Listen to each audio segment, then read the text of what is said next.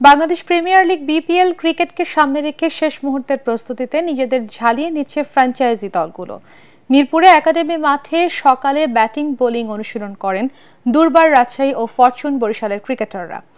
আগের দিন ঢাকা ক্যাপিটালস ও চিটাগাং কিংসও মাঠে নামে। অনুশীলন শেষে রাজশাহীর ক্রিকেটার আকবর আলী বলেন, পারফরমেন্স দিয়ে জাতীয় দলে জায়গা করে নিতে চান তিনি। অন্যদিকে ফরচুন বরিশালের হয়ে গণমাধ্যমে কথা বলতে আসা নাইম হাসান জানান, ক্রিকেটের সব ফরম্যাটেই খেলতে তিনি প্রস্তুত।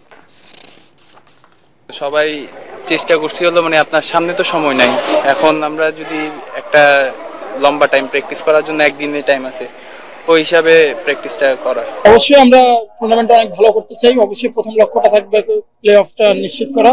বাট আমার মনে হয় যে এখনো অনেস্টলি আমরা ওইভাবে কত দূর নিয়ে ভাবছি না, ম্যাচ বাই ম্যাচ এগোতে চাচ্ছি।